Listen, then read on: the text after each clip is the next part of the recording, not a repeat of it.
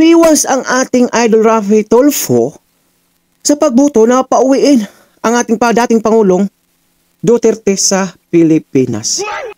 Pero pagdating sa mga banyagang lumalandi dito sa Pilipinas at naubusan na ng kwarta, wala nang pang-uwi, si Mr.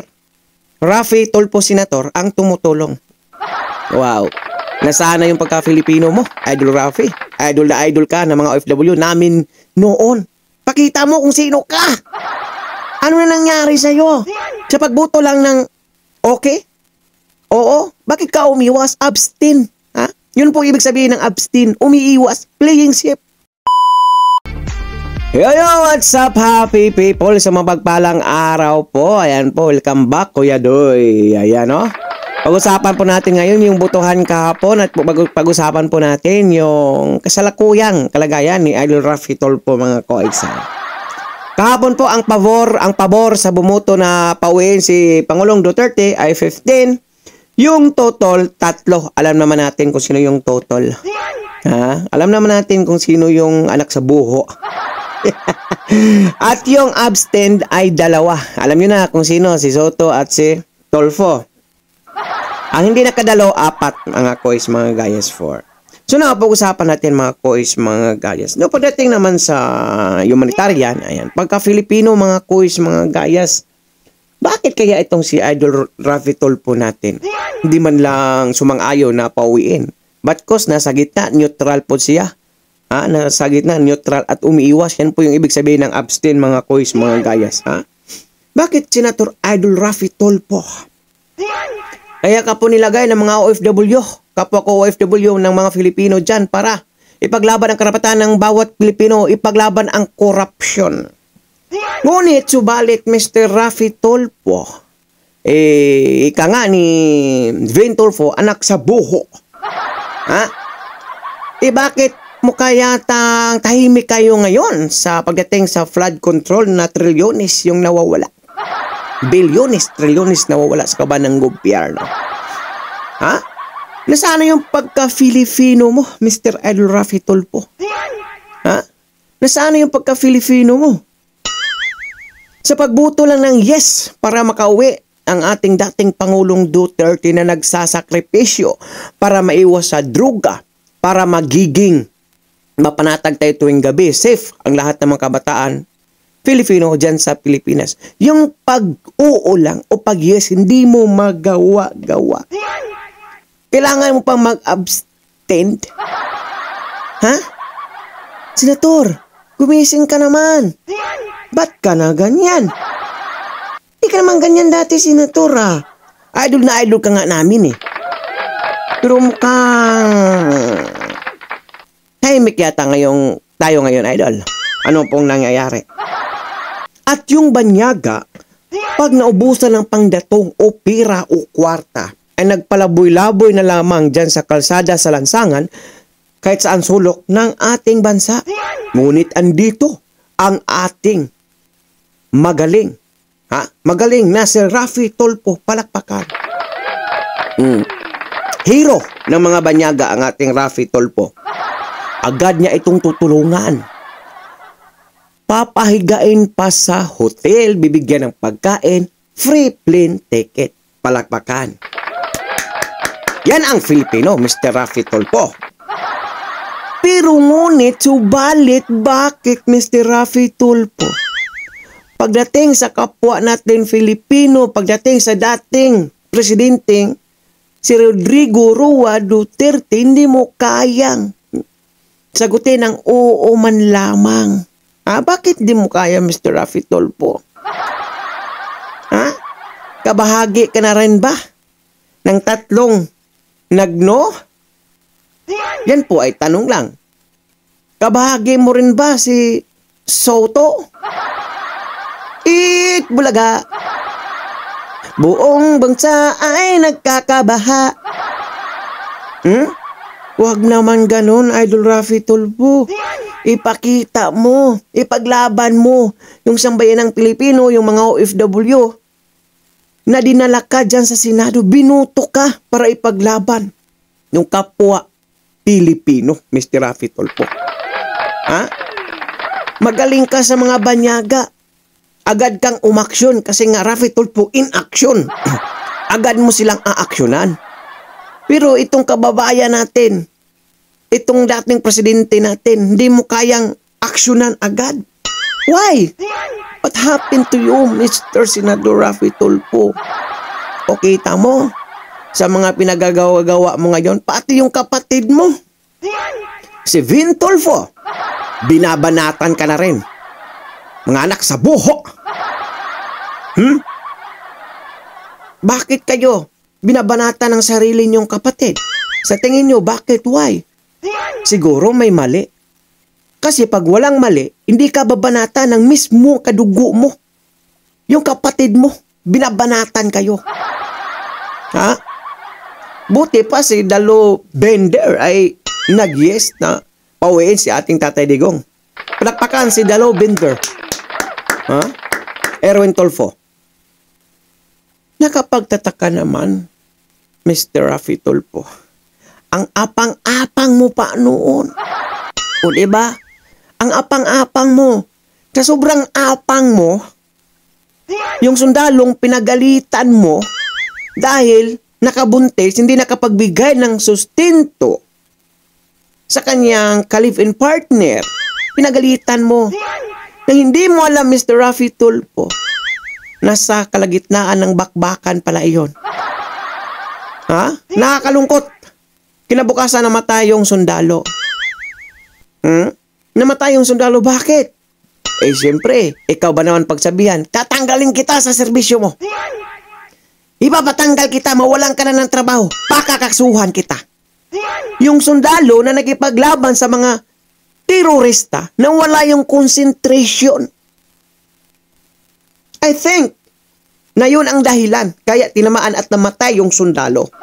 Nang dahil kay Senador Rafi Tulfo. Ha? Ako, Senador. Minsan ka nang nagkamali, Mr. Senador. Wala namang perpekto sa mundong ibabaw. Sana naman po, pakinggan mo naman ang daing, ang hiling ng mga OFW, ng mga Filipino. Umayos ka dyan sa Senado. Gawin mo ang tama. Huwag kang sumunod sa mga tambaluslos. Ika nga, ni Chis Escudero, punitin ang script ni Martin Romualdez. Ha? Kasi marami na pong nagtataka, marami na pong nagsasabi na parang hindi na ikaw yung dating nakilala namin sa programa mo na si Idol Rafi Tulfo. Ha? Unti-unti nang nawawala yung tapang mo, Mr. Idol Senador Rafi Tulfo. Alam po natin at alam mo, Mr. Senador, unconstitutional yung pagdakip, yung paghatid ng ating dating Pangulong Roa Duterte dyan sa Netherlands dahik. Alam po natin lahat yan. Ha? Kasi nga, number 1, hindi na tayo kasapi, kaanib ng ICC. Number 2, walang kasong o ebidensya o kaso man lang ang ating Pangulong Duterte dito sa batas ng Pilipinas. Doon pa lang, kung hindi lang namumulitika, alam mo na pinagbabawal. Pinagbabawal na teknik yung ginagawa nila kay Pangulong Roa Duterte. Tapos ngayon, abstain lang, umiwas, hindi makilihok, neutral, fleeing safe ka, Mr. Senador.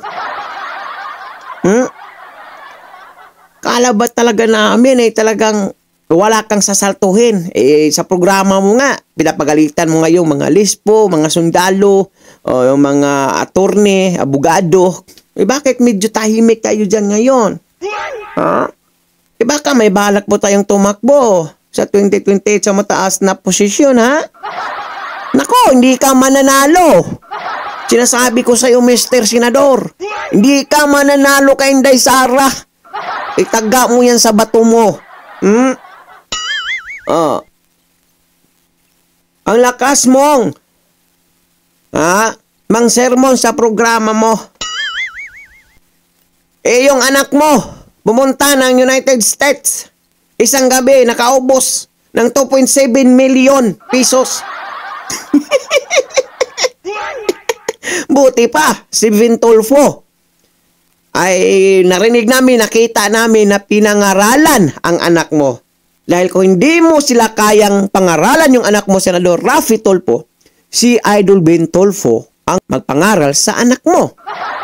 Ha? And tayo believe kay Vintolfo ay talagang may sariling prinsipyo talaga. Hindi gaya ng mga kapatid niya na dyan sa Senado, mukhang alanganin tayo. Dati ang apang-apang pa nga, atapang-atao di ba? Ngayon, nasaan yung tapang-atao natin? Ipakita kasi yung mga tao, kaya kayo andyan sa pwesto nyo, niluklo kayo dyan sa pwesto nyo, dahil ang pabuong akala ng mga OFW, ng mga Filipino, na kung ano yung ugali nyo, sa hindi pa kayo senador, ay yan din yung gagamitin o gagawin nyo pagdating dyan sa Senado. Ngunit, nawala. Grabe. Yung bang yung pagpakitang pagka-Filipino, ipakita mo yung bilang isang Filipino ka. Nakukulong yung dating Pangulong Duterte na maraming nagmamahal. Siguro hindi kayo nagmamahal. Hindi kayo nagmamahal. Kasi ang alam lang naman namin, yung galit kay Pangulong Duterte is yung mga taong addict, pusher, drug lord. Di ba? Yun yung mga galit. Kita mo yung mga ginagawa ni Riza Hontiveros, Bam, Kiko. Naririnig nyo bang mga yan na dinidipinsahan nila yung mga nabiktima ng mga drug addict? Narinig nyo? Hindi nyo narinig, di ba? Ang narinig nyo lang, dinidipinsahan ng mga dilawan, pinklawan na yan, yung mga addict na namamatay. Hindi yung napatay ng mga addict. Yan sila. Sana naman, patunayan mo na ikaw yung dating senador na para hindi maiisip ng mga OFW, ng mga Filipino na isa ka na doon sa tatlong iyon, Mr. Senador. Wag naman sana. Kasi alam namin, mabait ka, Mr. Senador. Marami kang natutulungan. Marami kang natutulungan, especially sa mga OFW. Sana, ipakita mo. Ipakita mo na may sarili kang prinsipyo. Hindi ka kayang mabayaran. May paninindigan. Na kahit sino man, na walang ni isang taong, kahit kanino man, na may isang taong didikta sa'yo. Ipakita mo yung tapang mo. Yung tapang ng mga Tulfo. Yung boto nga pala sa favor ay 50 na tao: Cayetano Peter, De La Rosa Ronald, Ejercito GV, Estrada Jinggoy, Gatchalian Wen, Bongo, Lacson, ayan, buti pa si Feng Lacson, no? Talagang may paninindigan talaga. Kahit na majority leader at yung Senate President ay talagang abstain. Pinapakita ng majority ng ating Blue Ribbon Chairman Committee na hindi pwede. May prinsipyo ako. Iba yung pinaglaban ko sa pinaglalaban nyo. Palakpak. Dahil doon, Senator Ping, may 1 points ka na sa akin. Pero sana naman, ayusin mo yung committee yung hinawakan mo. Okay? Ayan. Ping Lacson. Ligarda Loren, Marcolita Rodante, Marcos Aimee, Padilla Ruben, Tulfo Erwin. Ayan pa, buti pa si Erwin Tulfo, Villanueva, Joel, Villarmark, Zuviri, Megs. Ayan. Ang total, yung kasama ng Panay Tahol, nandun sa dahik. Kala mo talaga naman ay mananalo pa siya sa kahit saan o anong klaseng politika o tatakbuhin ito. Hindi na ito mananalo tong asong ulo na ito. Si Trililing, di ba? Ito yung tumotol. Aquino Bam, Hontiveros Raisa, Hontiveros Raisa, Pangilinan Kiko, yung si Boy Saging, dahon saging, kumakain ng dahon ng nung eleksyon, kumakain ng dahon ng saging. Yun, tatlo sila. Yung abstained si Soto, Tito, Bulaga, at si idol natin, Rafi Tolpo. At ang yung hindi nakadalo, 4 po. Cayetano Pia, Escudero Cheese, pero pabor sana kung nakadalo. Ayun po sabi niya. Si Villar naman, Camel hindi nakadalo, at si Lapid Lito na napakatahimik, napaka-gentleman dyan sa Senado. Ang bawat bigkas, milyones mahalaga yon, kaya hindi siya basta-bastang magsalita dyan sa Senado. Si Idol Lito Lapid. Yan lang po. Pakikomento po yung mga opinion o reaction sa comment section ng ating video. Opinion. Yan lang po ay opinion ko at hindi po kasali yung ibang mga kaibigan ko kasama ko dito. It's my own opinion. Okay? God bless all, peace. Bye-bye.